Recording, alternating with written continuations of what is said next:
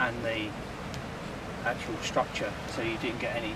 How did manage to overcome connection between window and structure? The short answer is that this, if you look at the wall from inside outwards, you'll see them from inside later, but the wall is 150 millimetres of concrete followed by 320 millimetres of insulation on the outside. The insulation is not, I would advise anyone repeating such a house to use a German type house wall. It's much simpler. This is a Canadian technique using non-load bearing timber to contain the insulation, and it would be very, very good in Canada, but there aren't enough skilled carpenters in Britain to build it quickly.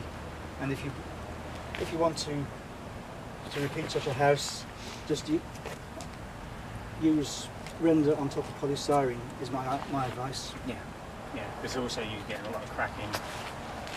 Concrete shrinkage. No. The cracking is due to the render being sand lime cement on lath rather than the acrylic render directly on insulation. If you put it straight onto either a acca panel or something with a mesh behind, everything allows to move, and then you don't get the shrinkage cracking.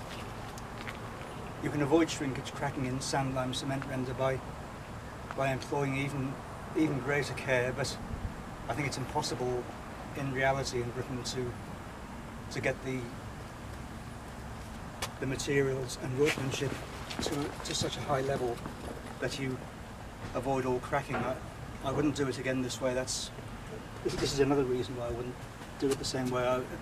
The acrylic renders are more plastic and less brittle than even a limey render.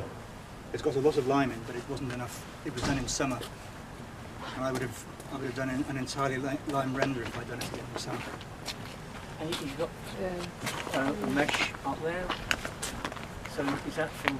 That's an insect mesh. Just stop. Yes.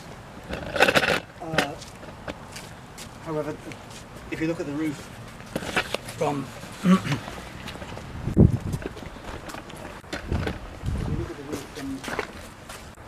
end to end, there are 4 photovoltaic panels, both integrated, and there are another 6 glass panels, of which 4 will be solar water heating, and 2 are just blank panels. There's about 1.2 kilowatts of photovoltaic on the roof, and 1.2. This will be more electricity than the house will need for lights, appliances, and equipment and things. So it's ample to supply the electricity of an energy-efficient house. And another aspect is that if you install more than about 1 kilowatt of PV per house in the UK, you'll melt the national grid. But if everyone did that?